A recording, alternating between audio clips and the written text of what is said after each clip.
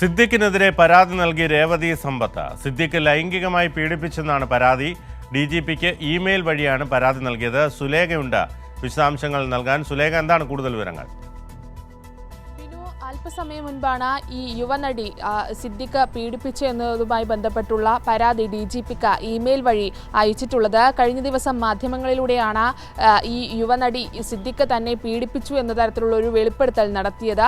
ഇതുമായി ബന്ധപ്പെട്ട് നേരത്തെ യുവനടിക്ക് ഇത്തരത്തിലൊരു ആശയക്കുഴപ്പം, പരാതി നൽകണമോ വേണ്ടയോ എന്ന തരത്തിലുള്ളൊരു ആശയക്കുഴപ്പം ഉണ്ടായിരുന്നു. അതിനുശേഷം നിയമവിദഗ്ധരുമായി സംസാരിച്ചതിന് ശേഷമാണ് ഇന്ന് ഇമെയിൽ വഴി DGPക്ക്, പോലീസ് മേധാവിക്ക് ഇത്തരത്തിലുള്ളൊരു പരാതി ഈ നടി മെയിൽ ചെയ്തിട്ടുള്ളത്.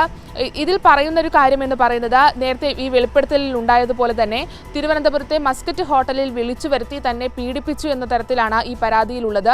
ഈ പരാതി എന്തായാലും പ്രത്യേക അന്വേഷണ സംഘത്തിന് കൈമാറും. അതിനൊപ്പം തന്നെ മ്യൂസിയം പോലീസിനും ഈ പരാതി കൈമാറും എന്നുള്ളത് തന്നെയാണ്.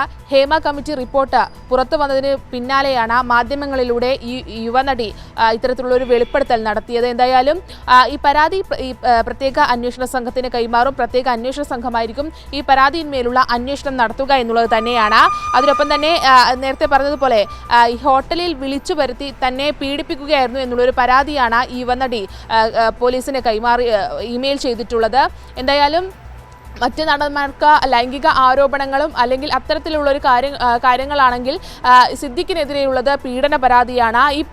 ഈ ആരോപണം വന്നയുടൻ തന്നെ ആ ഒരു സമയത്ത് യുവനടി ആരോപണം ഉന്നയിച്ച സമയത്ത് ഈ സിദ്ദിഖ് രാജിവെക്കുന്ന ഒരു സാഹചര്യം ഉണ്ടായിരുന്നു. അതിന് പിന്നാലെ ഇപ്പോൾ അല്പസമയം മുൻപാണ് യുവനടി പോലീസ് മേധാവിക്ക് ഇമെയിൽ വഴി പരാതി കൈമാറിയിട്ടുള്ളത്. ബിനു, സിദ്ദിഖിനെതിരെ പരാതി നൽകി രേവതി സമ്പത്ത്. സിദ്ദിഖ് ലൈംഗികമായി പീഡിപ്പിച്ചെന്നാണ് പരാതി. DGPക്ക് ഇമെയിൽ വഴിയാണ് പരാതി നൽകിയത്. സുലേഖയാണ് വിശദാംശങ്ങൾ നൽകിയത്.